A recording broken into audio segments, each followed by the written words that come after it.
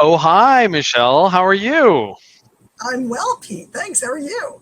I'm super excited. I'm so pumped to have uh, my favorite sales author and researcher here for Camp Modern Sales to be talking about all sorts of fun stuff, specifically around unleashing sales mastery, selling agility, et cetera, et cetera. So I'm super pumped. Everybody here is in for a real big treat. If you don't know Michelle, I feel sorry for you, but now you will, because she is the author or co-author of many, many amazing modern sales books. So just really quick by way of introduction, my name is Pete Kazanjy. I'm one of the founders of Atrium. We make data-driven sales management software that helps organizations and managers and leaders and operations folks use data to improve rep performance. I'm also one of the founders of Modern Sales Pros, and just an all-around sales nerd. That's what I do. Michelle, maybe you can give folks a little bit of a background and introduction of yourself before we go and get into some of the topics Sure. we're talking about Absolutely. Thanks, Pete. And thanks for having me at Camp Modern Sales World. So that's today. exactly, that's super fun.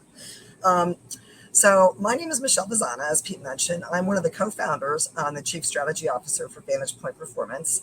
And we are a research-based sales training company. That's the best way to put it.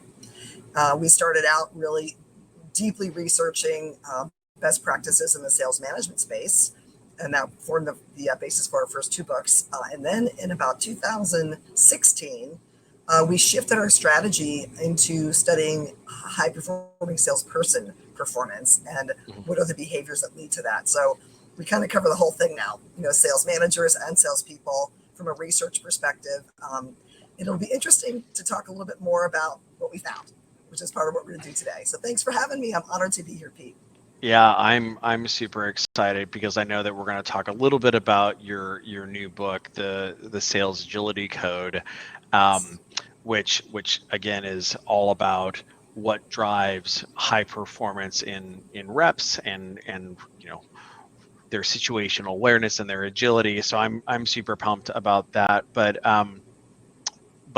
what I thought we could talk about first is it's kind of fun because you have so many books, and each one has a focus that is really important for our audience. Because again, here at Modern Sales Pros, for the most part, the members of Modern Sales Pros are sales managers, sales leaders, sales operations folks, sales enablement folks, et cetera, et cetera. So like people who like mind the machine, they tend the store, right? They're kind of like they're not doing the actual like wood chopping per se, but they're kind of up a level. And all of your different books have a lot to do with that. So the first one, of course, is cracking the sales management code. And if folks haven't read that, my goodness, I mean, it's essentially the Bible of modern data-driven sales management, and really, is like we recommend it like crazy at Atrium. We actually give it to tons of our customers and what have you.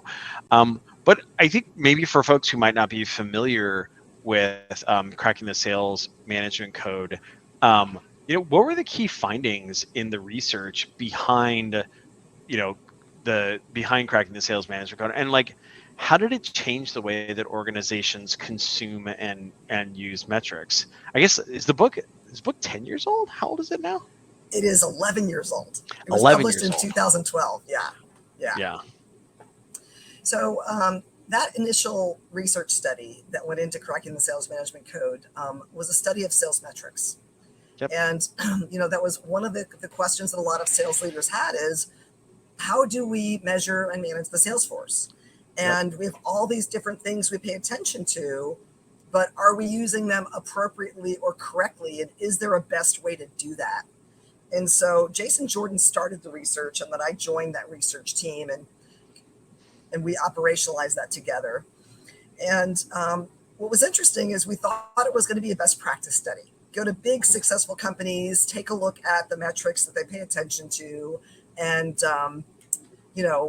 how are they using this information? We thought it'd be a pretty quick and easy study. And what we found is there really was no best practice at play in how in what they tracked, how they tracked it, or how they used it. And there was hundreds of, initially over several thousand metrics that we looked at. And then once we eliminated all the duplications and all of that, it came down to a little over 300. Yep. And that still didn't create clarity. Okay, so all you have to do is pay attention to these 300 things, easy, and you're good to go.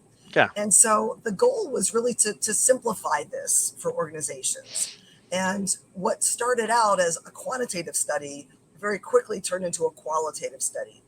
And instead of how do organizations measure the sales force, the question that really became important was, for each of these metrics, can you actually manage it? What can you do with it?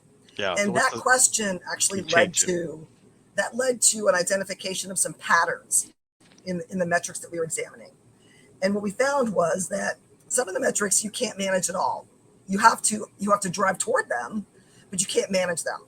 It's like you can't manage revenue, you can't manage market share, or everybody would meet their revenue targets and everybody would have their market share goals met. Right.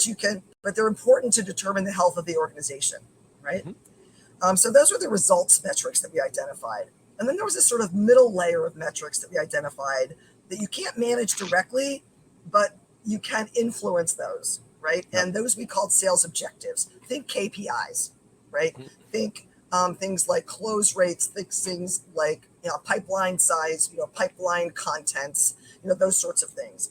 And so these are KPIs that organizations want to achieve that need to be related to those results. But finally, there was this bottom layer that you could actually directly manage that involved activities that sellers and managers engage in.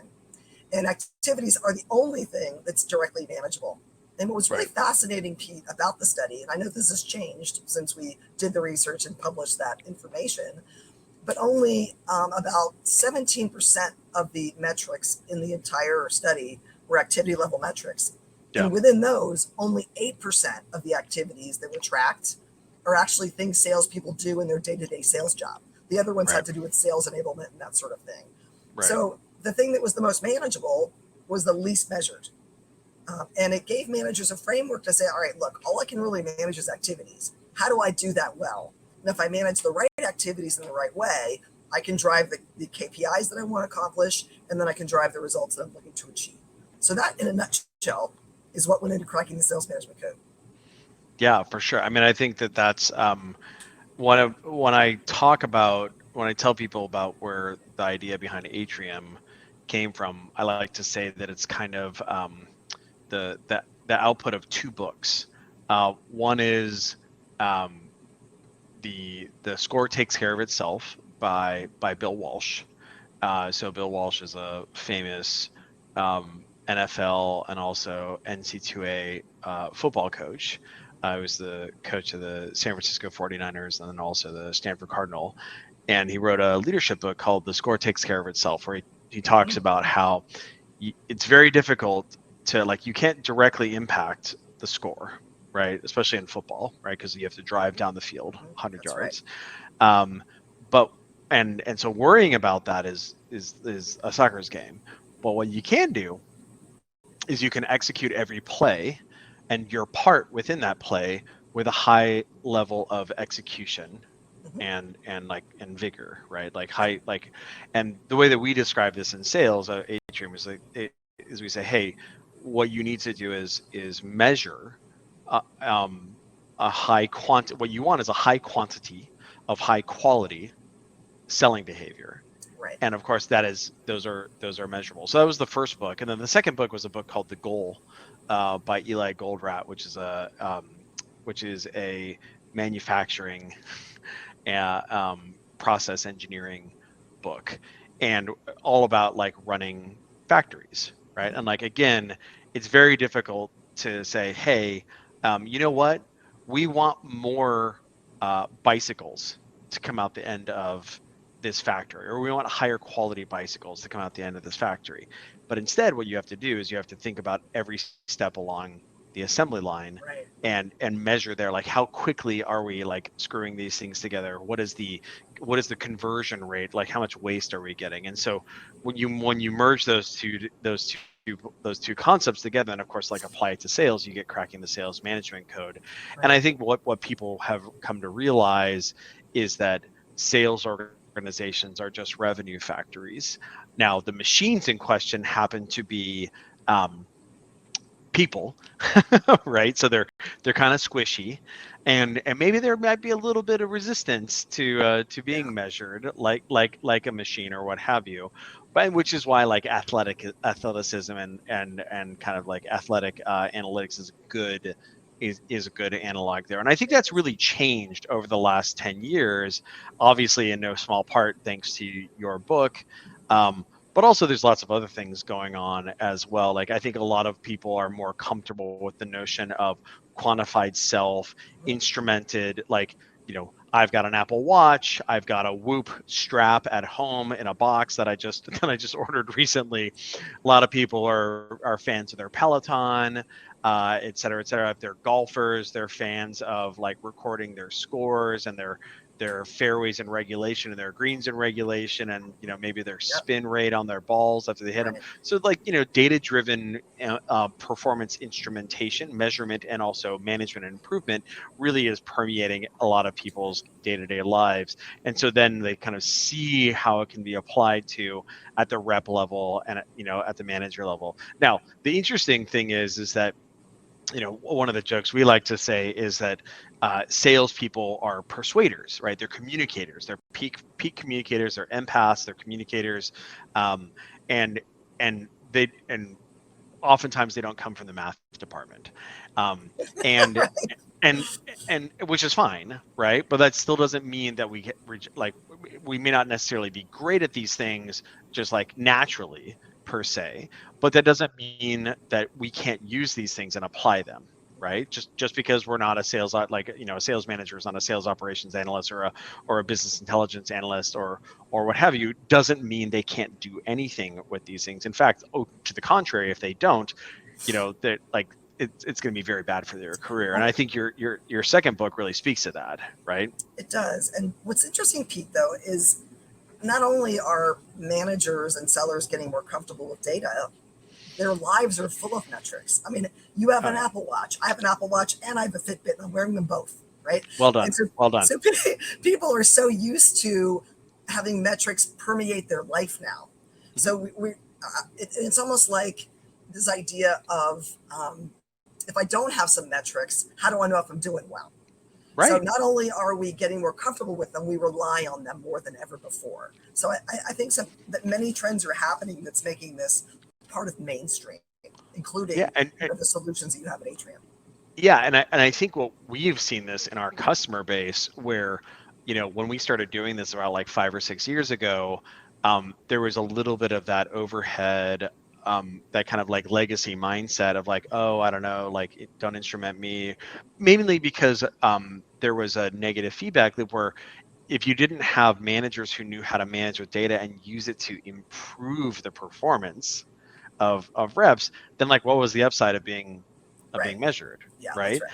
Right. Whereas now, because people understand like, oh, I use my Strava in order to understand how to get better as a bicyclist, or I use my golfing CRM or what have you, or my launch monitor to help me be better as a golfer or what have you. You see the upside. And so now one of the things that we're seeing, because like when Atrium first was coming out, is the primary users of Atrium are sales managers, like frontline sales managers that use it to measure and manage and improve the performance of the reps. And of course, operations people and sales leaders want to empower their managers. Like they use the data as well, but of course, like it's about being close to the metal. And a lot of organizations, it was like a 50-50 as to whether or not they wanted the reps to have access to this data. Whereas now we actually get a lot of reps saying like, hey, I want to have this information to help me understand how I'm doing as compared to myself, as compared to my peers, et cetera, et cetera. Am I on the right track?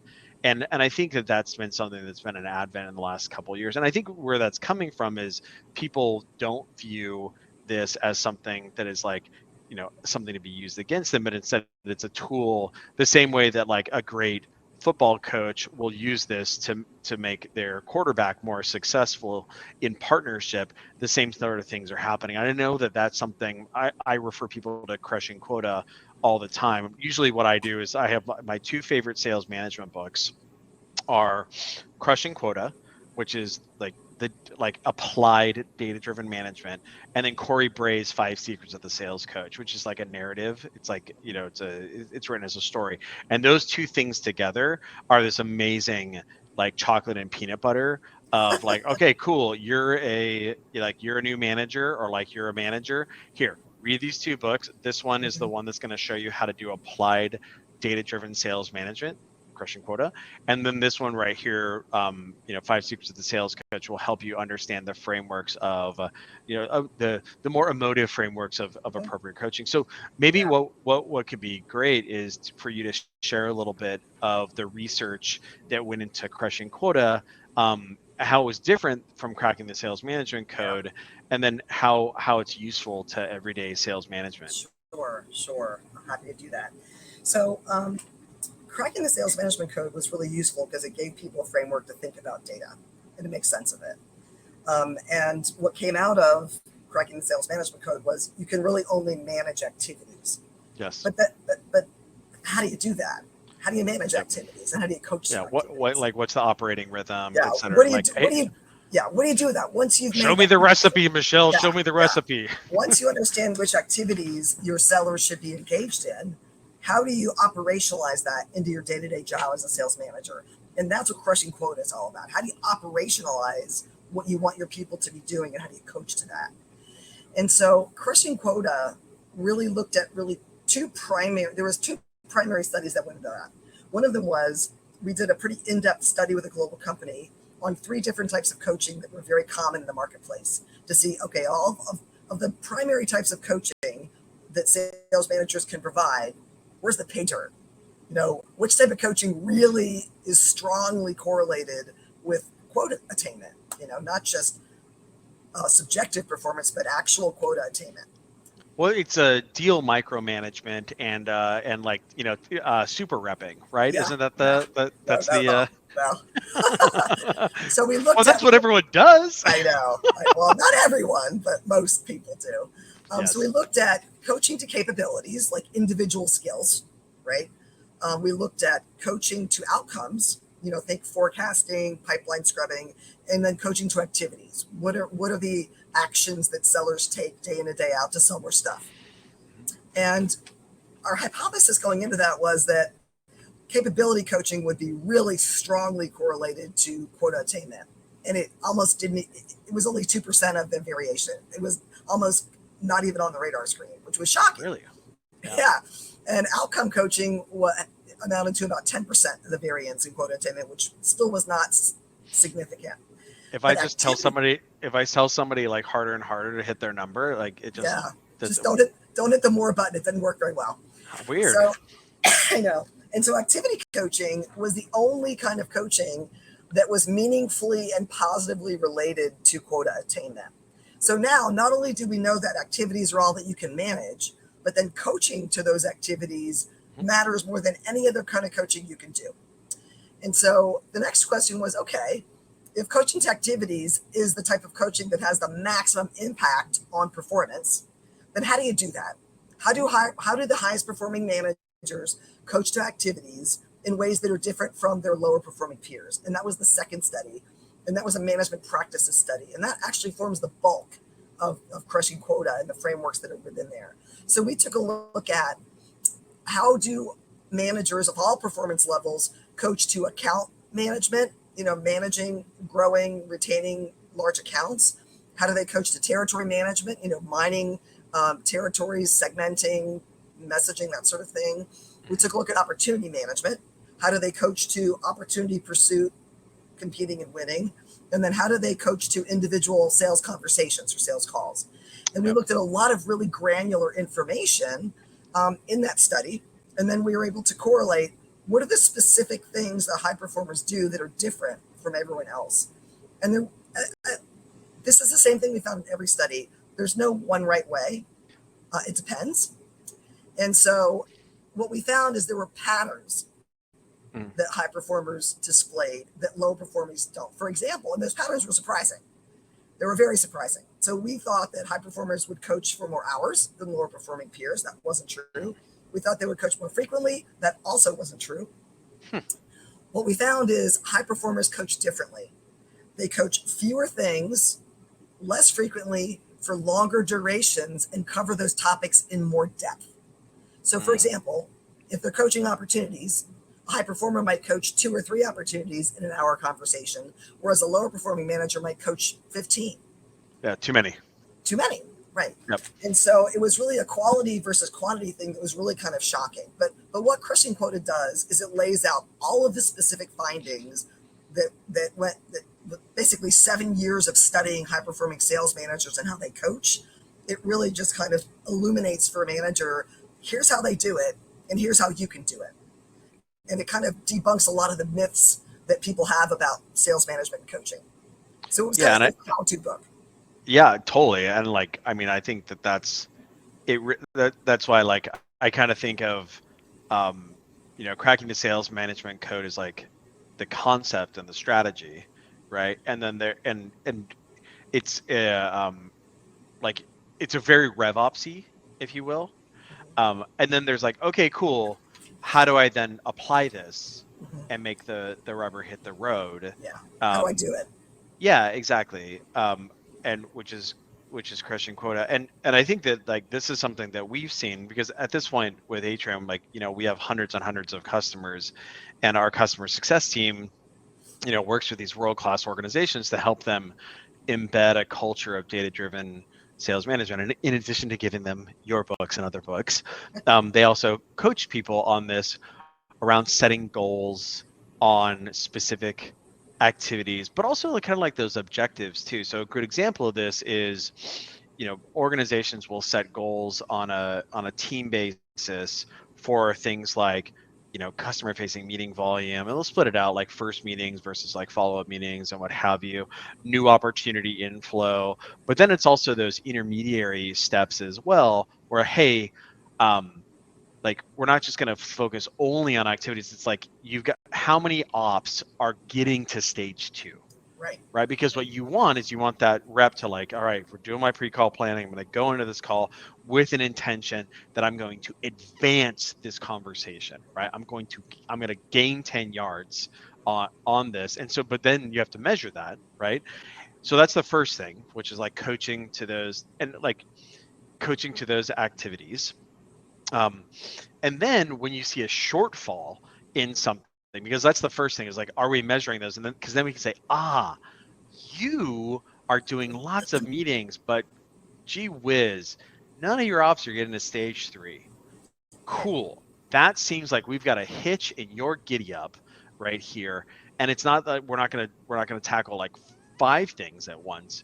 We're gonna honey badger the heck out of this thing right here, right? And we're gonna wrestle that guy to the ground. And this ends up being different on a per rep basis, which oftentimes is really, much to the chagrin of sales enablement leaders and CROs or what have you, where they want, like, often what they want to say is, hey, what's the biggest problem that I have in my organization across the board? And don't get me wrong, there will be shared issues, like, and in general, it's things like, oh, okay, there's not enough AE self-sourcing, pipe gen, shocker, right? Like that's always a perennial favorite.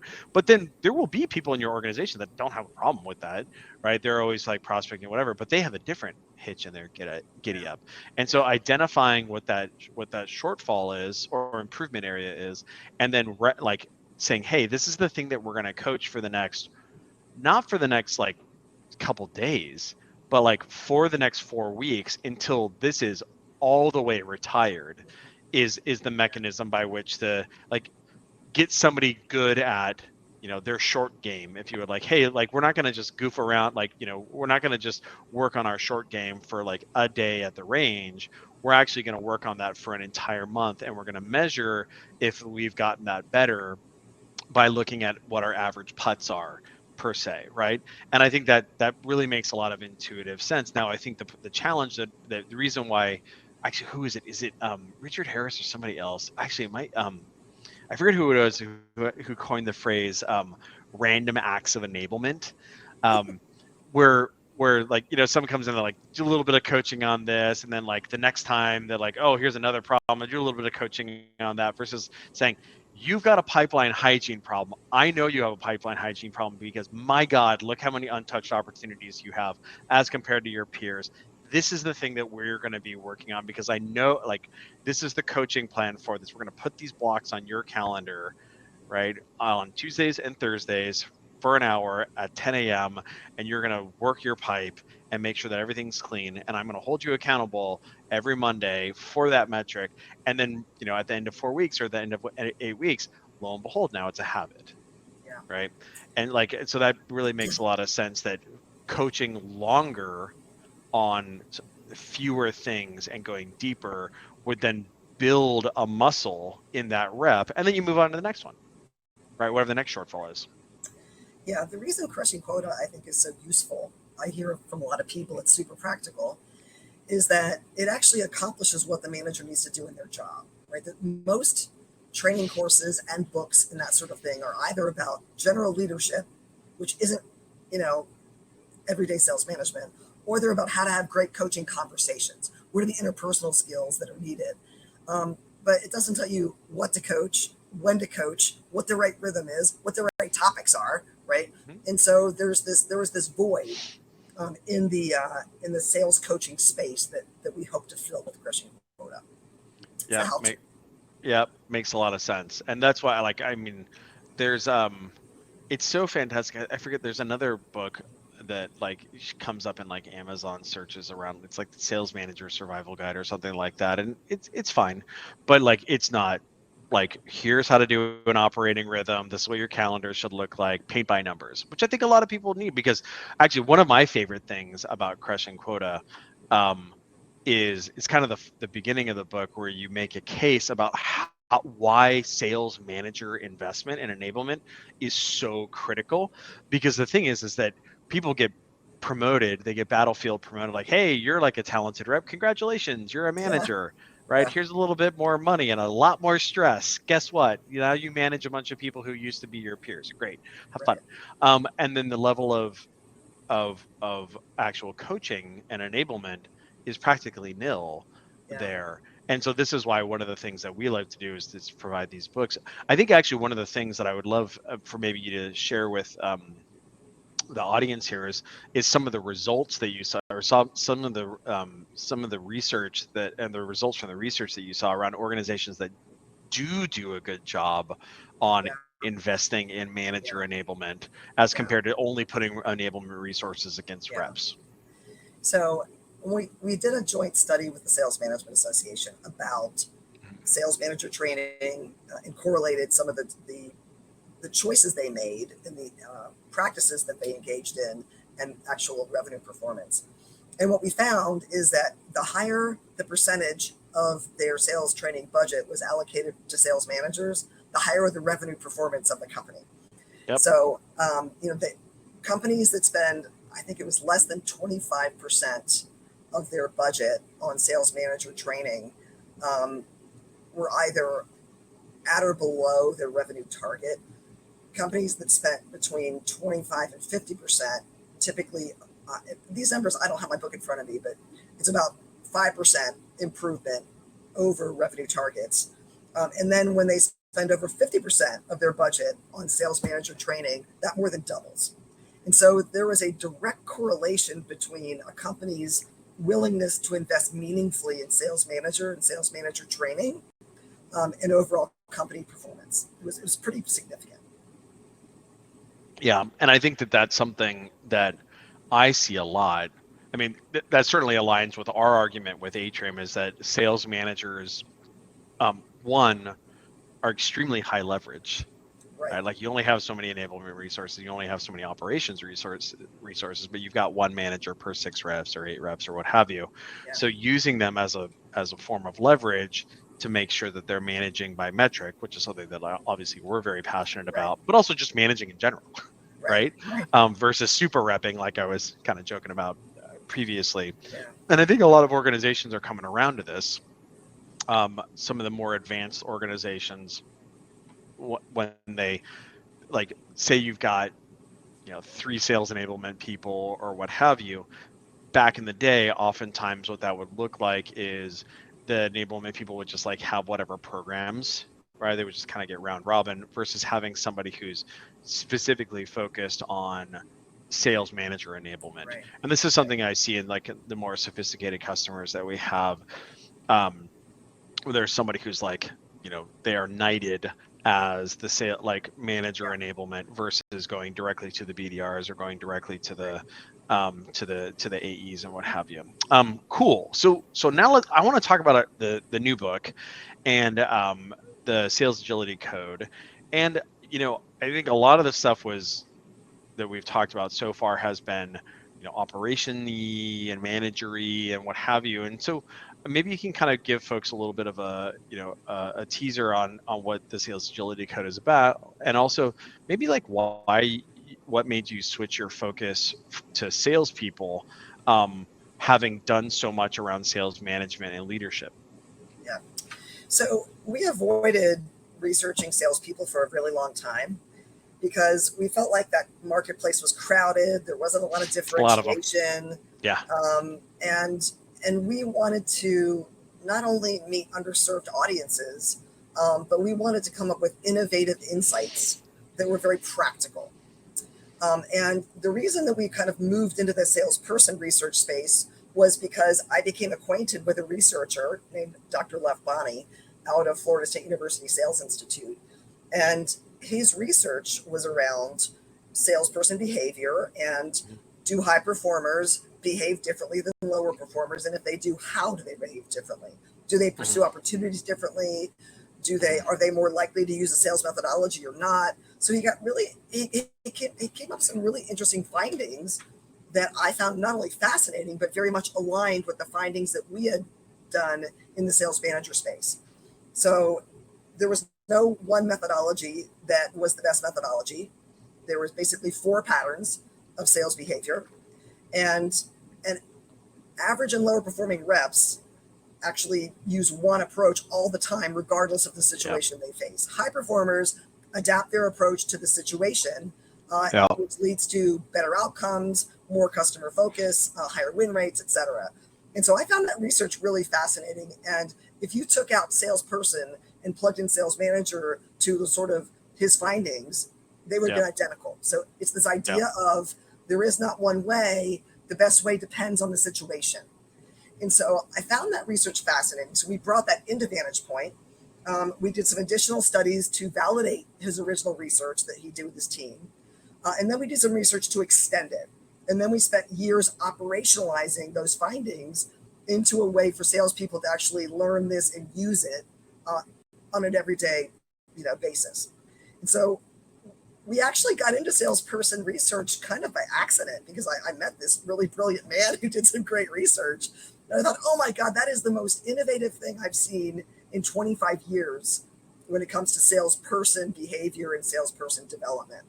And so I was so awed by what the findings were that I wanted to vet them, I wanted to test them, and I wanted to expand and then commercialize those and operationalize them for the sales force. So that's what got us into the salesperson research, which it ended up being agility, right? That common theme in all of our research has really been there's not one right way to do it. It depends, and it all depends on the situation that you're facing. So how can you equip people to be better decision makers? And we do that in the sales agility code by equipping salespeople to assess the buying situation they face. We've got some very specific ways that we go about doing that based on the research. Choose the right approach to selling or the next tactic you need to execute based on the situation that you're facing. And then how do you execute that effectively and pay attention to changes in that situation? And what I found really interesting, Pete, is that we pay attention to Gartner research a lot. And I know that you are actually aligned with Gartner as well. And it's not by chance that our research aligns with their research. So last year, or a couple of years ago, they talked about this whole sense making. And they said the sense making seller is the most successful seller. But how do you do sense making? And you do it through this agility framework of assessing the buying situation, putting yourself in the customer's shoes, choosing the best approach, helping the customer make sense of that in a way that drives a better buying experience. And so what the sales agility framework does, it actually gives people a framework to be able to help their buyers make sense of the purchase that they're getting ready to do. It also aligns with some other research that Gartner came out with around this idea of situational awareness.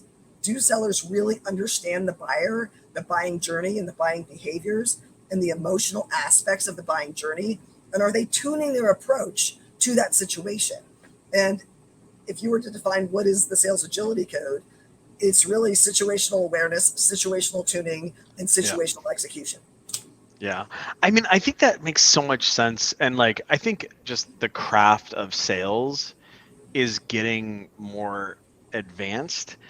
And so now what was table stakes, like people now are like, okay, yeah, you need like what's your sales methodology? Oh, we use Challenger, like, selling through curiosity or whatever, right? But like 20 years ago, you asked that question, people were like, we just have sellers. They sell, right? Yeah.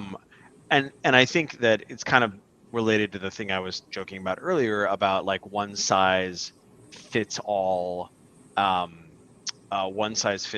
enablement programs, where it's like, a CRO who says, hey, just tell me what like my number one biggest problem is right now. What's my number one biggest problem across my 100 reps? It's like, well, pipe gen, right? Or like, pipe hygiene, but that's actually not true, right? Yeah. Like, these reps have this problem, these reps have these problems, these reps are low activity, these reps are low conversion from down funnel, these reps are low conversion from up funnel, et cetera, et cetera. It's like, sorry, buddy, I wish it was that simple, right? Like people are messy.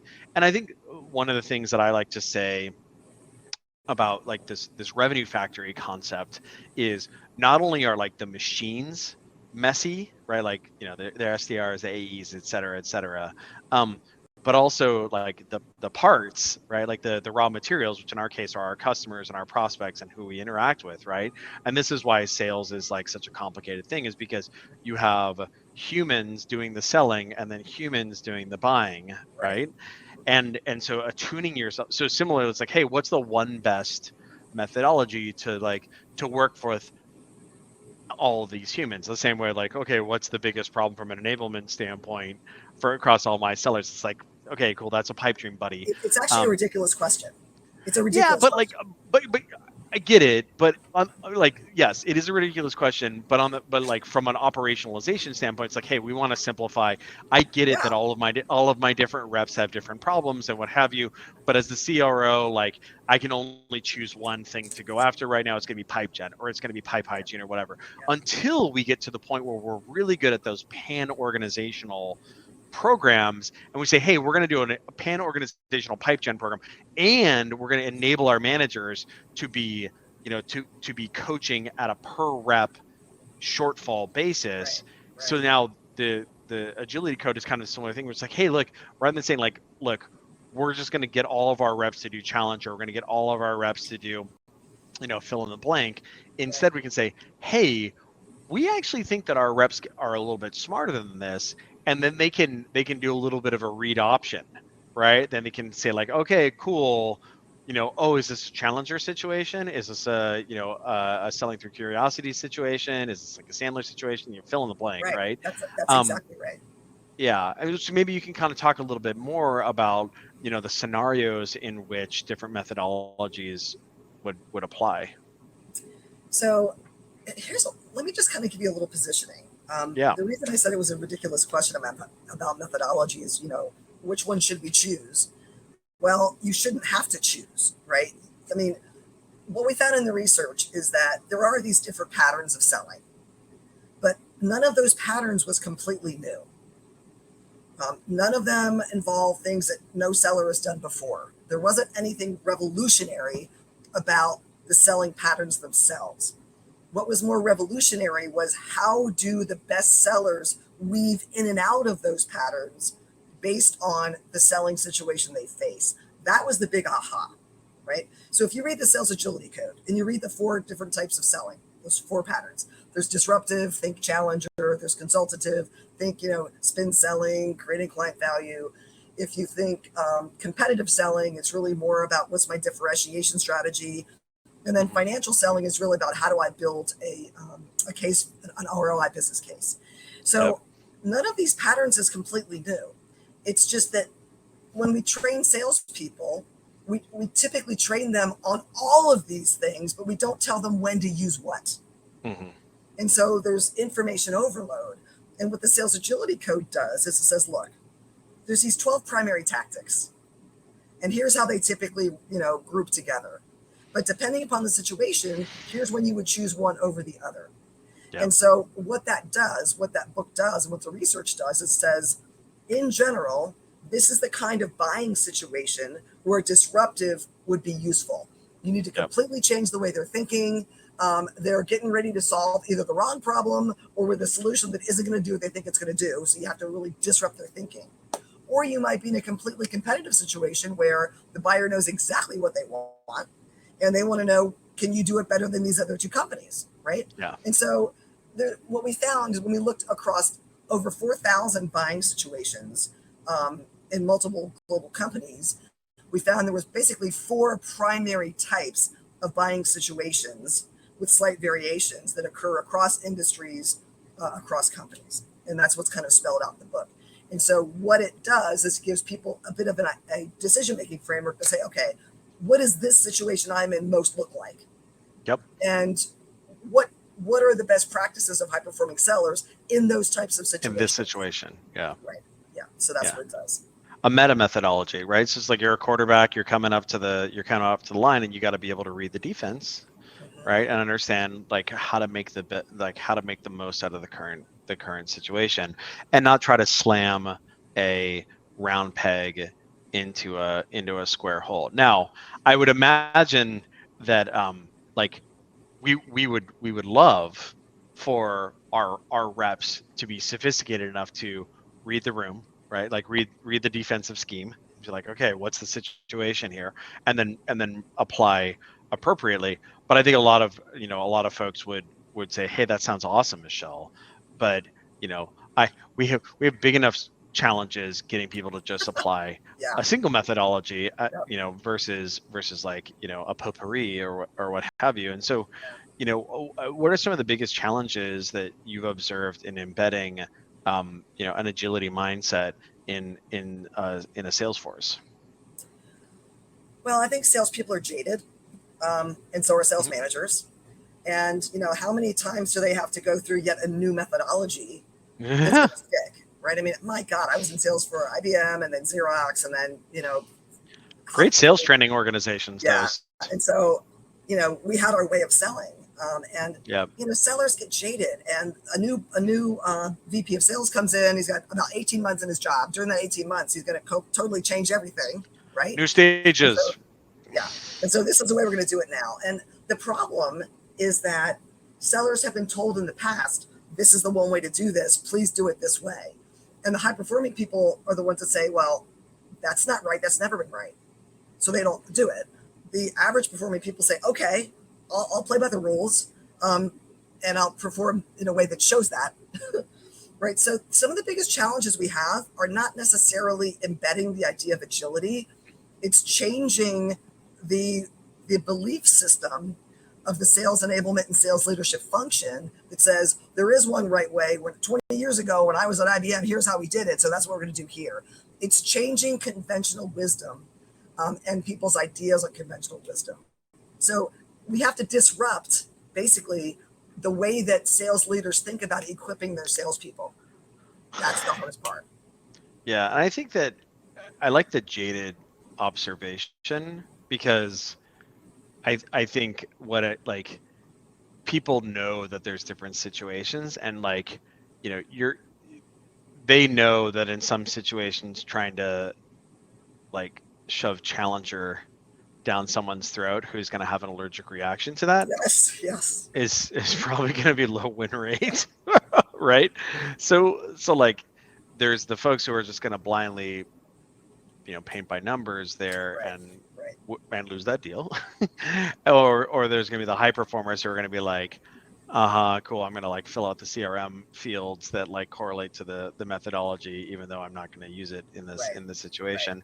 I would right. imagine it's also probably pretty resonant to folks as well, which I think you kind of noted earlier was you said there's like a dozen kind of like approaches, right? There's like Where a there's like dozen basic tactics that yeah, right. it's It's not like like there 10,000. It's not 10,000. It's about a dozen. no, no, it's like, and really what it kind of comes down to is it comes down to this thing, right? It's like what type of human am I interacting with? Like, what type of human in what type of organization am I interacting with here? Like, is this organization, are they like far down the early adopter curve? And like maybe they actually do, or like far back, excuse me, the early adopter curve, and like maybe they do need a little bit of challenging, right, to like wake them up, Yeah. or are these folks, are they already convinced? It's like, hey, to let you know, I think occasionally you get this. I actually was on a sales call the other day with this. It was really funny. It was one of our junior reps was talking with a two-time um, a two-time Atrium customer. This was like he had come inbound because he was new VP of RevOps in a new organization, and it was kind of funny that I was riding along just to be say hi, and the rep was kind of like going through our standard discovery approach, et cetera, and the prospect was like, "Hey, buddy, let me stop you. Like, I don't need to be sold. It's just Right, been right. like I'm already convinced. Like, you don't have to tell me about like why it's important to measure, to use data to measure Right. and manage and improve rep Yeah. performance. And moreover, you don't actually have to tell me about why Atrium is a great way of doing that, because guess what, I've been like a customer 3 times. Like, come on. It's just been like 9 months since I was a customer last, and so as a result, honestly, I just want a delta. Like, I want a delta update of what's new, and like pricing Right. now, which, Yeah. and of course, now in this case he was very nice, and like kind of interrupted 5 minutes on the call, or like 7 minutes on the call, or what have you. But presuming a situation wherein that person doesn't do that, then the rep is like off in whatever it is that they're doing on their approach, like totally missing the mark, Right. right? And so I think what, like, reading like, okay, what kind of animal in the zoo, is this a zebra, or is this like a is Yeah. this a water buffalo, or what have you, is a really kind of key thing there. Yeah. um yeah, I think that's fantastic, and I think this is like kind of the next like the next iteration of sales methodology. Is not like, oh, let's like be religious about like whichever one that it is, but instead kind of say like, hey, it's kind of like religions, I suppose, insofar as like there's all these religions and they all kind of have like shared overlapping beats. And if we identify, like as you were saying, like the taxonomy of tactics, in order to say that like, okay, in this situation I should deploy this thing, it's just going to make it's going to make that seller more performant than when they drop into a Sandler shop or a Challenger shop, or Right. fill in the blank. Well, They're and those not are only all going to good. have They're all those, good, right? There's yeah, very like not few only will of they these have out there those that aren't skills, good. they'll have these additional skills as well, They'll have a right? way to determine when to use what. I mean, Mhm. so it's almost like this: an individual tool, an individual hammer, an individual screwdriver, right? An individual wrench. They're really useful tools. But if you In compare the right that to context, a Swiss Army knife, right? The Swiss Army knife does everything but nothing well, yeah, right? And that's sort of the one size fits all sales methodology. It does everything but doesn't necessarily do anything particularly well. And so the idea is you got these tools that are in your tool belt. Determine which task requires which tool, and that's the whole premise, right? Which task requires which tool? When do I pull out the screwdriver or the hammer or the level or whatever that might be? Don't give me yeah, the Swiss Army knife. That's not helpful. yeah. Well, I, folks should definitely grab a copy of the Sales Agility Code, and I think we may have a hyperlink for folks to grab that. In the time that we have left here, you pay a lot of attention to emerging trends and technologies and methodologies, or meta methodologies in this case. What sort of trends are you seeing in sales enablement and sales training, that that our audience should be thinking about as relates to their sales organizations? So I think there's really two pieces. One of them is what content is the right content, right? Mm-hmm. And that's really hard to figure out because organizations are really struggling with how do I meet various needs when they're needed, in order to enable the sales force the way I want to enable them. So one of them is how do I get the right content, and that's the game we've all been in for a long time. Let's prove my content's better than your content. But there's a gentleman named Richard Barkey who actually is the CEO of one of our competitors, but a longtime colleague of mine, and he's come up with this framework for determining sort of how and when people should be enabled. And he came up with this 5 C's, but I'm going to talk about 4 of them because I think it's actually quite a brilliant way to think about enablement. And I think this is really where the industry's going. The first thing that organizations think about typically is what are the courses that I need to train my salespeople or my sales managers on based on the job they're in, right? They also have needs for campaigns. Let's say a new competitor just entered the market and we got to come up with a response, or we have to do a price increase and I have to prepare my people to do that effectively. So these happen more frequently, but they're not usually long-term. They're kind of point of need. And then there's this idea of contextual learning where I'm working on a deal and wow, I've got to negotiate this with this purchasing person. I'm not sure exactly the best way to do that. Give me some tools and some context for how to do that in this deal. So on demand. In the flow of work, right? And there's also this idea of competencies, or what do I need to do to either be good at this job or get ready for the next job? So those 4 ways, those 4 use cases for how to get the right content to the right person, I think it kind of covers the gamut. And traditionally, sales forces are really good at both courses and competencies, but they're not very good at campaigns. How do I get an in the quarter intervention to help them accomplish this thing because it's urgent? And then how do we incorporate learning and tools and things that sellers need into the flow of work? So I think those 2 are the 2 that sales enablement folks and sales forces in general are not very good at. So I think it's a really interesting and comprehensive way to think about what are the different use cases for getting content to the right person at the right time in the right way. Yeah.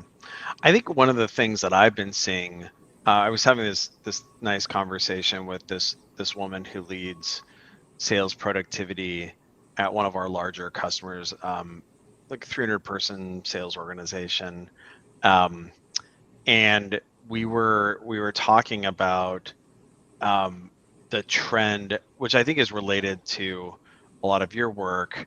Like if you take cracking the sales management code and you take crushing quota, right? And then you mix that and you say, great, if it turns out that modern sales organizations, managers need to be managing by metric, and then moreover, if you also believe that manager enablement is so critical, then what that means is that the enablement function needs to also be very data driven and mindful. And so whereas historically maybe like operations who is in charge of numbers, what have you, generating numbers, and enablement who is responsible for inserting expertise into brains, like those actually are now merging in a very and have to be, right? Because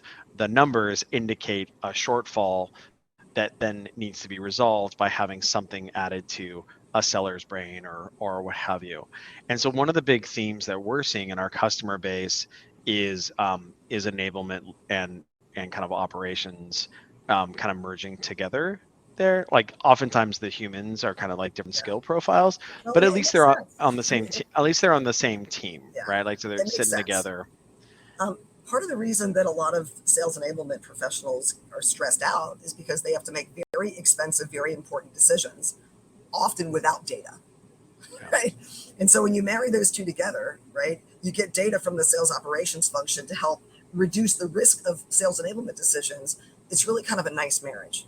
And more of that needs to happen, because how do I know I'm making the right choice? Of all the things I could be doing with my Salesforce at any given time, how do I know which is the best choice?